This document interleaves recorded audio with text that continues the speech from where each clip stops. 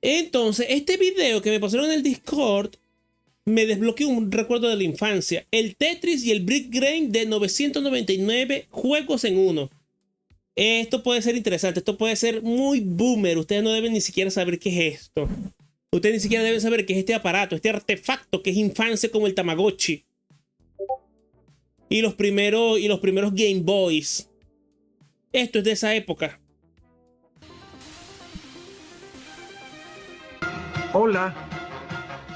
Los 90, una década de buena música, películas y videojuegos, entre muchas otras cosas. Pero lo englobo como la época de las pantallas. Y ustedes dirán, pero la música se escucha, no se ve. Por supuesto, tienen razón. Pero en esos tiempos estaba el auge de MTV, el cual me mantenía frente al televisor 24/7. Sin embargo, esto no es un video de ese canal. Ya lo habrán visto en la miniatura. Hoy vamos a hablar de una consola que muchos viejitos como yo deben haber tenido a finales de los 90 en Argentina y en Latinoamérica en general. Por supuesto, estamos hablando del 9999 en uno, Sí. también conocido como el Brick Game, aunque en mi barrio Sí, le decíamos pues. el ladrillo, el cual emulaba juegos de esos tiempos, pero de una Mi papá le decía la maquinita. La maquinita. Yo tuve este y también tuve uno que se plegaba, que era como un teléfono, que era chiquitico y era como un teléfono. Infancia, exactamente, Valaroma, infancia, mira eso. forma muy particular. No entiendo. Ya lo vas a entender. Para empezar, no hay forma de hablar de la historia del Brick Game sin hablar rápidamente de la creación de su juego estrella, el que provocó todo esto, El el Tetris. legendario Tetris. Y yo también tenía uno, pero no sé qué carajos era eso. Yo tenía una especie de mini... No, esa no la tenía yo, esa la tenía un primo o algo así. Que era una especie de NES, pero que tenía todos los juegos ya instalados. Un NES chipeado que ya tenía todos los juegos. Pero era una consolita que tú enchufabas a la televisión. Y bueno, yo tenía la Play y también creo que ya había emulador para la Play en la computadora. El Tetris se lanza al mercado en junio de 1984. Su creador fue Alexei Pasivnov, perteneciente a la Unión Soviética. El Polystation, coño, su pepa. Uy, ahora que me acuerdo. Oh, mira, hablando del Polystation, yo me acuerdo que yo tenía que agarrar transporte escolar para irme para mi casa. Mi mamá no me buscaba a la escuela, me buscaba a mí y a mis hermanos el transporte. Y bueno, uno de los niñitos que iba con nosotros en el transporte, una vez se trajo una Polystation, pero que en realidad era un 999. Y el beta era que tú abrías como si fuera a sacar el CD del PlayStation y ahí tenía la pantallita. Y tú tenías que tirar del control, de un control como este, así, despegarlo de la máquina para estirar el cable y con eso tú jugabas. Uf. Alta tecnología, tecnología, tecnología. Este señor era un genio de la programación, aunque la tuvo un poco difícil. Debido a las limitaciones de ese tiempo, en un lugar tan cerrado como lo era la Unión Soviética, no tenía acceso libre a tecnologías de otros países, donde él sabía que existían otros dispositivos más avanzados, hasta que finalmente recibió una computadora nueva, una Electrónica 60, donde se le dio la misión de programar algo para probar las posibilidades de esa máquina soviética, y sin pensarlo mucho decidió hacer un juego. En sí, Tetris nació de un rompecabezas llamado Pentamino, que es como un dominó, pero cada pieza está formada por 5 cuadrados y tiene diferentes formas, las cuales deben encajar dentro de un Serán rectángulo, 4. como una caja. Un rompecabezas simple, pero que Alexei adoraba cuando era niño, por lo que Ah, no, sí son inicialmente intentó adaptar la idea a un juego entre 2 personas, pero no funcionó muy bien. Entonces se dio cuenta de que necesitaba hacer todo más fácil. No solo para que el juego fuera divertido, sino porque la Electrónica 60 era realmente limitada. Por eso se rehicieron las piezas, quedando compuestas solo por 4 cuadrados cada una. Finalmente, para hacer un juego más divertido e infinito, dejó que las piezas aparecieran al azar y tuvo una idea. Con cada línea que sea completada, desaparecía dando más espacio para seguir jugando derecho, dependiendo por supuesto de la habilidad del jugador. Finalmente, como... Oye, pero qué idea tan genial, Es que en esa época todos los juegos tenían ideas súper ultra geniales, El Tetris, el Pokémon, el Dr. Mario, los primeros Zeldas bidimensionales. Bueno, en realidad A Link to the Past más que nada. Pero todos tenían unas ideas geniales lúdicas.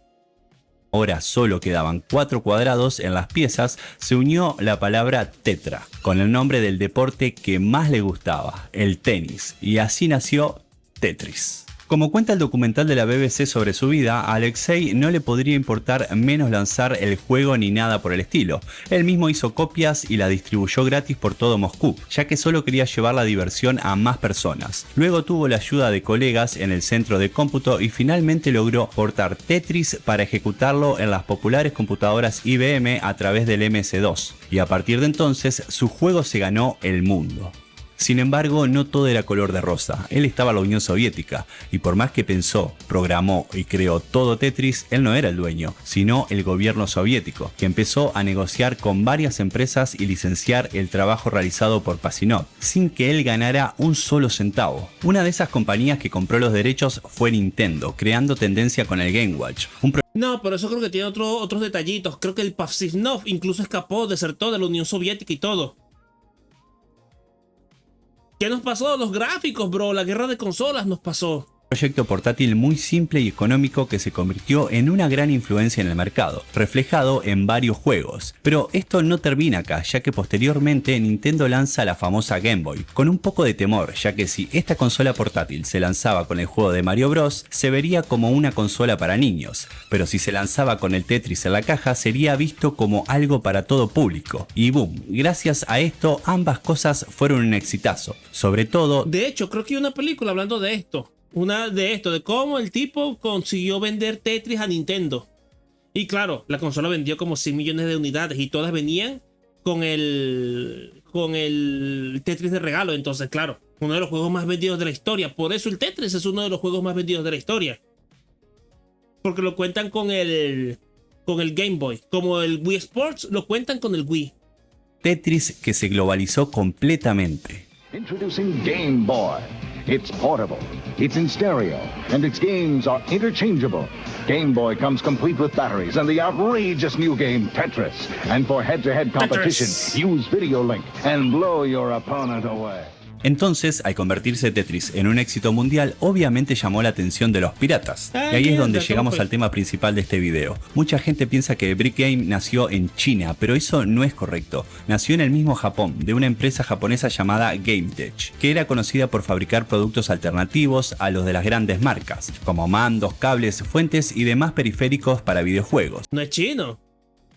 Vaya, eso casi nunca pasa, casi siempre es al revés. Actuando siempre dentro de los límites de los derechos de autor, pero como no infringía ninguna ley ni patente, logró vender productos con valores mucho más económicos que los originales, pero con una calidad mucho menor. Estos se denominan productos paralelos o genéricos. GameTech fue muy inteligente y alrededor de los años 90 creó una versión mucho más limitada de Game Boy, con un tamaño más pequeño, un peso más liviano y una calidad de pantalla similar al Game Watch, y enfocada en ser un llavero, todo para abaratar la producción. En esa pequeña consola había una versión similar a Tetris, pero con muy pocas diferencias, las justas para no tener problemas legales. Con eso se lanzó al mercado bajo el nombre de Mini Tetris, que se podía comprar en cualquier lugar por un monto insignificante, además de ser fácil de transportar, ya que se trataba de un mini llaverito. Esta maquinita fue un éxito increíble y comenzó el boom de los minijuegos, junto con otro muy famoso que voy a mencionar en breve, pero no tenía la licencia oficial de Tetris, por lo que todo comenzó a cambiar a lo que conocemos. Poco después del lanzamiento y el éxito, alrededor de 1995 y 1996 en Japón, varias compañías lanzaron nuevas versiones de Mini Tetris y productos similares, con énfasis en Tetris 55, que prometía tener 55 juegos diferentes para que cada jugador se divirtiera. Pero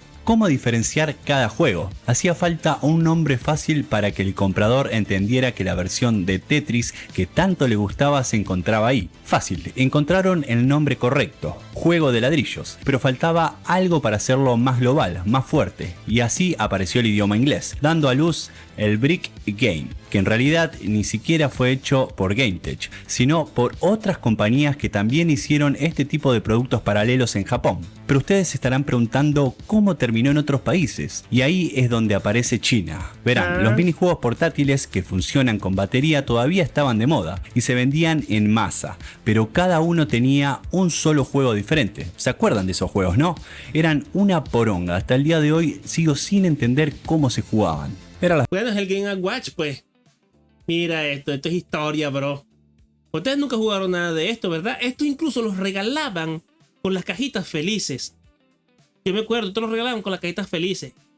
Versiones baratas de Game Watch de Nintendo, y como hacer versiones alternativas de Game Boy no era nada fácil ni factible, la llegada de Tetris 55 fue perfecta, ya que solo usaba su misma idea, pero poniéndola en un cuerpo similar al de una consola de juego portátil, como la Nintendo, y a eso sumarle música sin derechos de autor y listo. Las primeras versiones del Brick Game comenzaron a aparecer alrededor de 1995 y el 96, con el 12. Mira, y también tenía ese juego de carro y tenía una especie de juego de esto de cruzar el río como el sapo el frog. En uno y otros modelos, pero más conocida por su amplia gama de versiones alternativas de juegos famosos y su alto poder de abaratar productos. Mira, el de los China también le tanques. dio un toque extra en marketing, dando esa exageración gigantesca de siempre. Lo que era 55 en 1 se convirtió, por ejemplo, en 96 en 1, 132 en 1, 999 en 1, hasta llegar a 9999 en 1 y cualquier otro número aleatorio que se les ocurra. Bueno, para jugar. ¿Para jugar o para vender? Sí, hay pone poquito para vender. Pero después de todo esto que vimos, ¿saben qué juegos había realmente en él? Cada modelo y fabricante chino hacía lo que quería, así que... Para ver, yo me acuerdo que había uno de tanques, había uno de carreras, estaba el Tetris obviamente, estaba la serpiente, estaba ese de cruzar el lago, el río, y cosas así había. Unos tenían unos juegos y otros tenían otros, pero la verdad es que entre los 9999 normalmente había solo 4 o 5 diferentes. Lo demás eran solo modificaciones de dificultad o velocidad de esos mismos juegos. En realidad eran versiones de otros juegos importantísimos y muy antiguos para ordenadores, recreativas y consolas, así como el propio Tetris. Algunos ejemplos eran el Road Fighter, el Arkanoid, el Battle City, el Space Invader y el de la Ese también, el del sapo, ese también. Serpiente. Es decir, el secreto del éxito fue que era barata y que reunía varios de los mayores y mejores éxitos de los juegos de los años 70 y 80 en un dispositivo portátil en la palma de tu mano, sin pagar regalías ni derechos de autor por ello. Y como para finalizar, cabe destacar que en 1996 Alexei finalmente logró tener los derechos de su creación. Pagar la plata. Y luego del fin de la Unión Soviética, llegó incluso a Japón un Tetris oficial fabricado por el productor de Tetris 55. Y miren cómo está todo conectado. Ese mismo año comenzó una nueva fiebre. Un hombre llamado Akihiro Yokoi vio en un comercial a un niño pequeño triste por no tener una mascota. Así que pensó en una forma de tener un animalito para cuidar y llevar a cualquier... Buah, yo de niño a mí me obsesionó esta mierda. Yo siempre quise un Tamagotchi, uno de estos, una mascotica. Yo me acuerdo que tuve una, o era que me la prestaron, no me acuerdo. El Tamagotchi, la mascotica. Eso sí que era perrón. Creo que hoy se pueden conseguir. ¿Qué mierdas son esas los Sony Angels, ni mierdas y los Pau? Las mascoticas. Parte. La idea se la vendió a Bandai, quienes tomando la idea de la consola llavero del Game Watch, le dieron un giro y lo convirtieron en el famosísimo Tamagotchi. Edúcalo, quiérelo, juega con él, cuídalo, dale de comer, adopta tu mascota, que crece y siente como tú. Lo que sí no entiendo, como tú dices, José, que de allí viene la idea de Digimon. Yo no entiendo el salto lógico. ¿Los Tamagotchi se volvieron Digimon o es que, bueno, agarraron esa idea y la exploraron más? La auténtica mascota virtual es de Bandai. Pero esa es otra historia, quizás más adelante le hagamos un informe. No, esto está más interesante que la mierda esta del ladrillo este culiao. Pero sí, no, esto era... Uf. Era esto y los llaveritos de trolls, cuando los trolls eran feos. Entonces, como mucha gente ya tenía su Brick Game en casa y la novedad era la famosa mascota virtual, la producción china de 9999 en 1 empezó a caer rápidamente, agotando el mercado hasta entonces dominante, pero que a partir de ahí se vio cada vez más centrado en la del Tamagotchi, bajando la producción del juego de ladrillos. Pero en fin, gente, muchas gracias por llegar al final del video. No me quería ir sin antes darle los créditos correspondientes. El 90% de este informe fue gracias al canal brasilero Segredos dos Games o Secretos de los Juegos. Si quieren pueden pasar y echarle... No, pero qué bueno, mira eso.